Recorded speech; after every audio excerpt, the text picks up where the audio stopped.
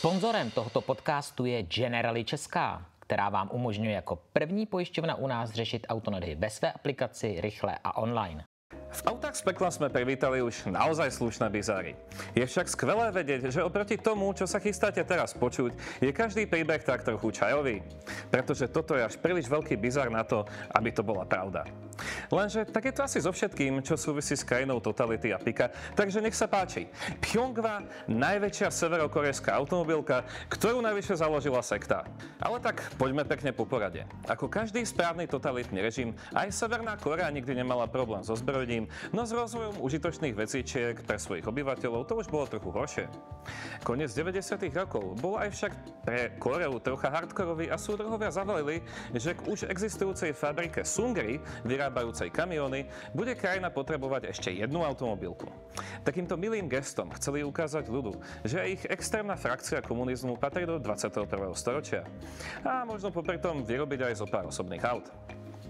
Keďže sa však bavíme o štáte, o ktorom sa bavíme, sú tam isté špecifiká. Severná Kórea už 10 ročia ukazuje ostatným štátom veľkú červenú vlajku v podobe množiacich sa jadrových hlavíc. Nikto sa tam teda do poskytovania know-how na výrobu aut zrovna nehrnie.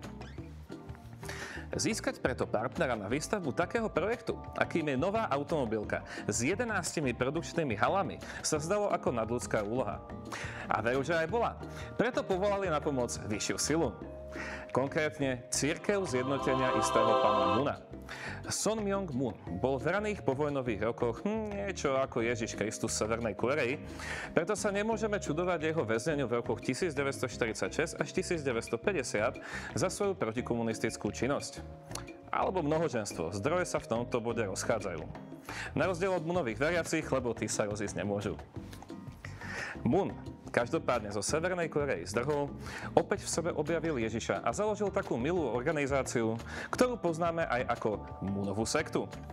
To je tá, ktorá usporadová masové svadby ľudí, čo sa nikdy predtým nevideli, organizovane a po celom svete.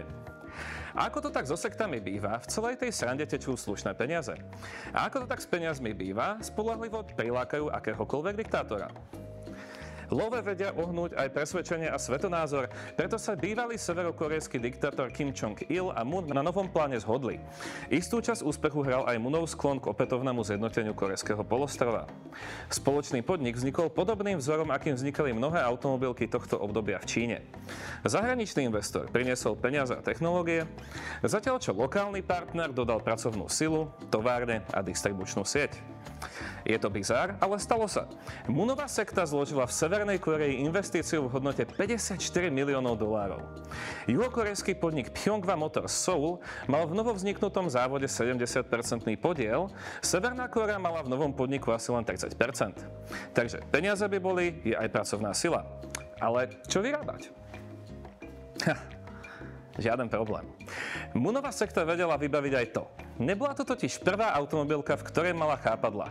Aj vietnamský Mekong sa mohol píšiť prítomnosťou tejto nevoľnomyšlenkárskej organizácie.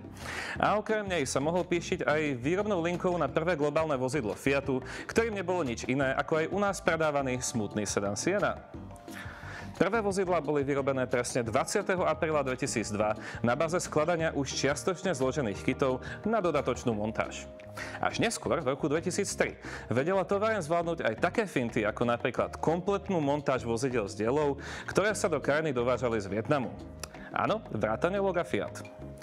Nebol by to správny komunistický režim, keby nemal dokonale premyslenú kategorizáciu. Severná Kórea si povedala, že bude vyrábať 4 druhy vozidiel. Z toho každé dostane príznačný názov. Autá nižších tried teda dostali pomenovanie Chviparam, teda píšťalka. Luxusné sedany zasa Cunma, čiže žrebec. SUV, offroady a ľahké užitkáče zase dostali meno Pyeongkugi, v preklade kukučka, a minibusy Samcheonri, čo je doslovne 3000 míl, a teda referencia na dĺžku korejského polostrova. Z uvedeného vyplýva, že Fiat Siena na obrázku v skutočnosti nie je Siena, ale prvá generácia Pyeongwi Chviparam, do ktorého sa počas jeho štvoročnej kariéry na trhu montovali motory s objemom 1,2 a 1,6 litra. Desíte sa ich? Nemusíte. Ani na celom šírom internete nie je veľa fotografií tohto auta, ktorého vzniklo podľa odhadov asi len 500 kusov. Presne tak. 500 kusov. Namiesto 11 hál, ktoré mala automobilka hostiť, totiž zvládli postaviť len jednu. Tá od roku 2003 vyrábala aj ďalší licenčný model Fiatu, legendárne Doblo prvej generácie. Jeho nešťastný pohľad nedokázal ale obmekčiť ani Severokorejčanov a toto vozidlo sa po roku výroby odporúčalo zo sveta. Fiaty sa vybranej hrstke severokorejských boháčov skrátka nepáčili a preto nastal čas poobzerať sa po iných zdrojoch, a to hlavne lacnejších na výrobu. Moon sa prehrábal vo svojej kartoteke spriateľených automobiliek a kontaktoval čínsku spoločnosť Shukuan, neskôr Huanghai. S týmito vozidlami zároveň prichádzala aj úplne nová a nepoznaná možnosť pre krajinu exportovať vozidlá aj na vietnamský trh. Skrátka, niečo aj predať, zarobiť, samozrejme pod logami vietnamskej automobilky Mekong. Výsledkom bol rad vozidel, ktorý vychádzal zo Shukuanu, no vzhľadom pripomínal skôr mix Isuzu D-Max, Nissanu Navara, Mitsubishi Pajero Sport a Toyota Land Cruiser, teda niečo, čo svet pozná pod pojmom generické čínske SUV. Dva modely dostali meno Pyeonghwa Premio a Pronto GS a vyrábali sa vo veľmi rôznej škále, veľmi veľa rôznych prevedení, ak máte na mysli pick-up a päťdverové SUV. Mimochodom, rád by som sa zastavil pri tejto fotke. Toto je jediná fotografia modelu Pronto GS vo voľnej prírode a na Wikipédii.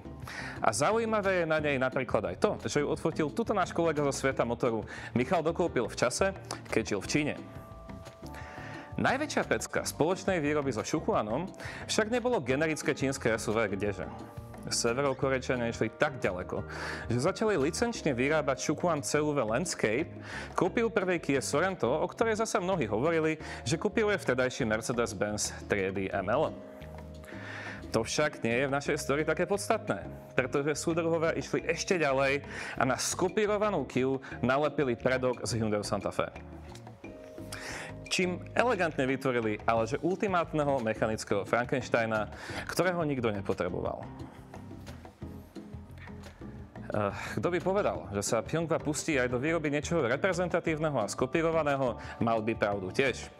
Pretože presne toto je ten moment, keď do hry vstupuje automobilka SsangYong, ktorá už nejaký ten piatok vyrábala luxusný sedan Chairman. No a ako to už chodí?